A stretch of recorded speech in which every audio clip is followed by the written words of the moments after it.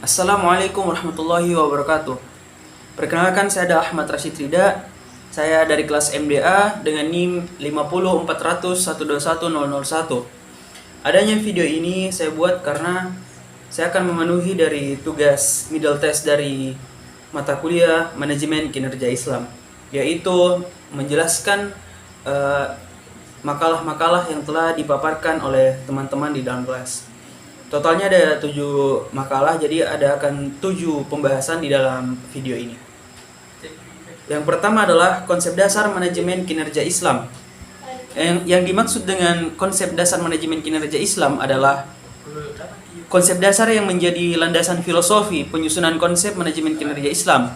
Dalam landasan tersebut adalah hadis Nabi, yang dimana artinya sesungguhnya nilai atau keberhasilan setiap perbuatan itu tergantung pada niatnya.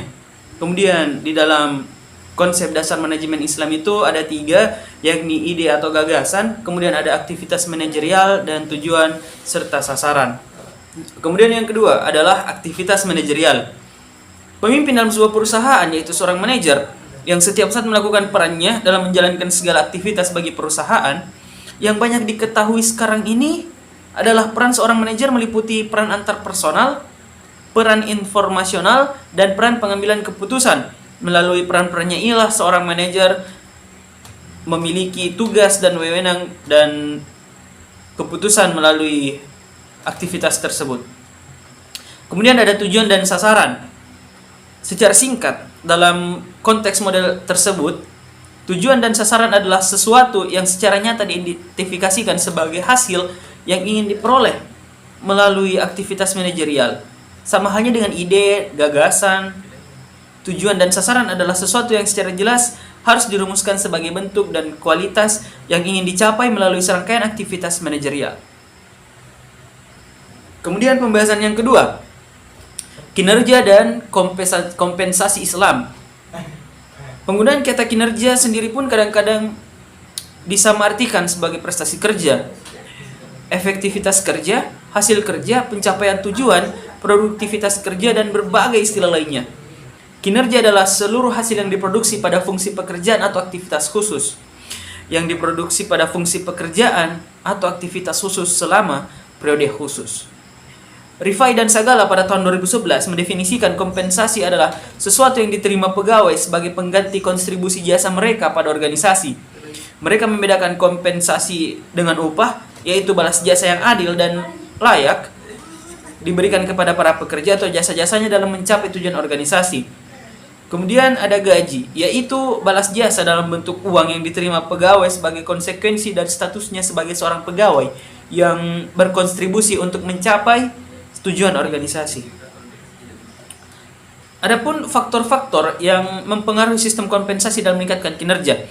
Yang pertama ada motivasi, yang kedua pendidikan, ketiga disiplin kerja, yang keempat keterampilan, kelima sikap etika kerja, yang keenam teknologi, yang ketujuh maksud saya adalah sarana produksi, selanjutnya ada jaminan sosial dan manajemen itu sendiri.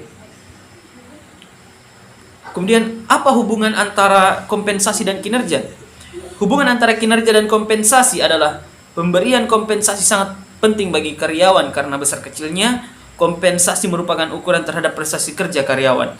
Maka apabila kompensasi yang diberikan kepada perusahaan cukup adil untuk karyawan, untuk mendorong karyawan menjadi lebih baik dalam melakukan pekerjaannya dan lebih bertanggung jawab atas masing-masing tugas yang diberikan. Kemudian tujuan kompensasi dilakukan perusahaan antara lain untuk memajukan perusahaan, menciptakan keseimbangan, memberikan motivasi kerja kepada para karyawan. Oleh karena itu, kompensasi merupakan salah satu faktor yang penting bagi karyawan untuk dapat bekerja lebih produktif dan berkualitas. Kemudian yang ketiga, strategi, organisasi, dan evaluasi kinerja Islam. Sebagaimana kita ketahui bahwa strategi merupakan suatu kegiatan komprehensif yang menentukan petunjuk dan pengarahan yang kritis terhadap pengalokasian sumber daya untuk mencapai sasaran jangka panjang organisasi. Kemudian evaluasi. Evaluasi merupakan suatu proses untuk menyediakan informasi tentang sejauh mana suatu kegiatan tertentu telah dicapai, bagaimana perbedaan pencapaian dengan suatu standar tertentu untuk mengetahui apakah ada selisih di antara keduanya. serta bagaimana tindak lanjut atas perbedaan itu.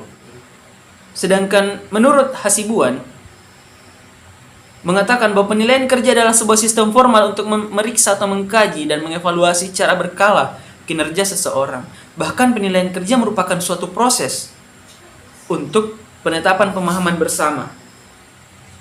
Kemudian yang keempat adalah pembahasan tentang hambatan dalam evaluasi kinerja Islam. Tantangan umum yang biasanya terjadi dalam evaluasi kinerja di perusahaan cukup banyak dan meliputi keseluruhan evaluasi tersebut dan akan berakibat karyawan tidak bisa mengerti dan menangkap apa yang dilakukan untuk memperbaiki kesalahannya. Kurangnya standar dalam evaluasi kinerja, salah satunya standar evaluasi kinerja yang dimiliki perusahaan mungkin tidak relevan atau terlalu subjektif dalam penilaiannya.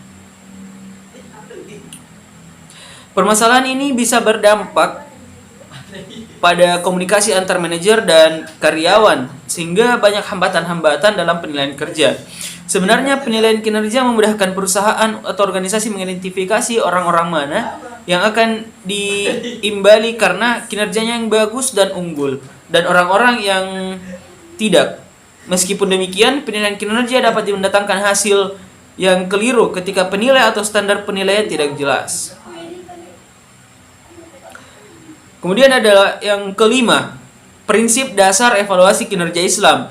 Di dalam kinerja ada banyak faktor yang bisa mempengaruhi kinerja karyawan dalam menjalankan tanggung jawabnya. Faktor-faktor yang mempengaruhi kinerja karyawan ada yang berasal dari internal maupun eksternal. Metode yang digunakan dalam evaluasi kinerja itu ada beberapa. Yang pertama adalah Management of Objectives atau MBO. Yang kedua adalah Behaviorally Encoded Rating Scale atau BARS. Kemudian ada yang ketiga 360 degree feedback.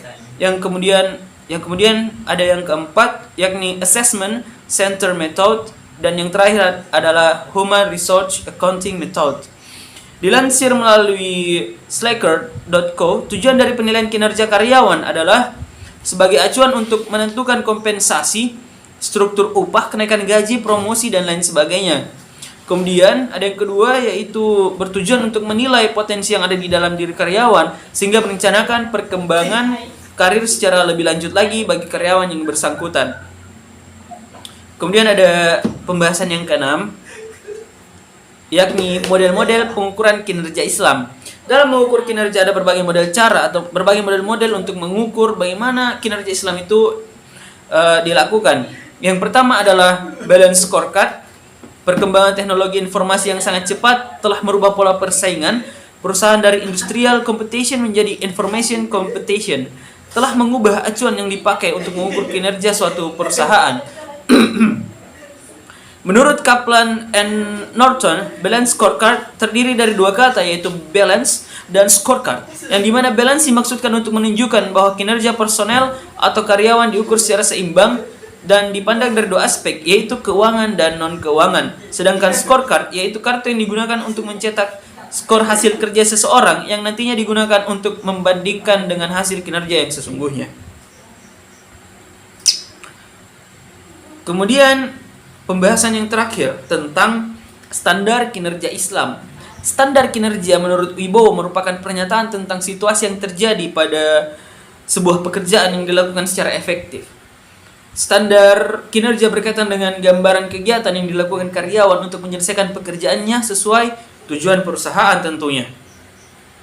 Tujuan yang sudah ditetapkan pemimpin disampaikan dengan bukti tertulis kepada karyawan disertai dengan langkah-langkah yang harus dilakukan.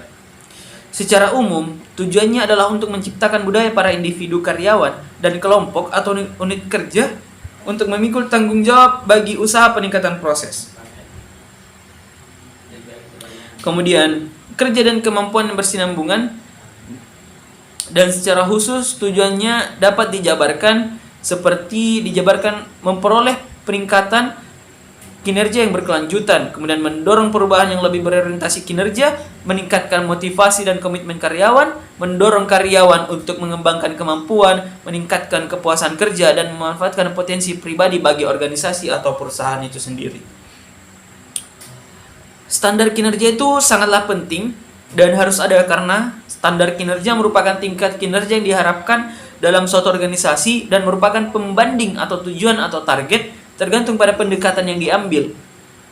Standar kinerja yang baik itu harus realistis, dapat diukur, mudah dipahami dengan jelas sehingga bermanfaat bagi organisasi maupun bagi karyawan.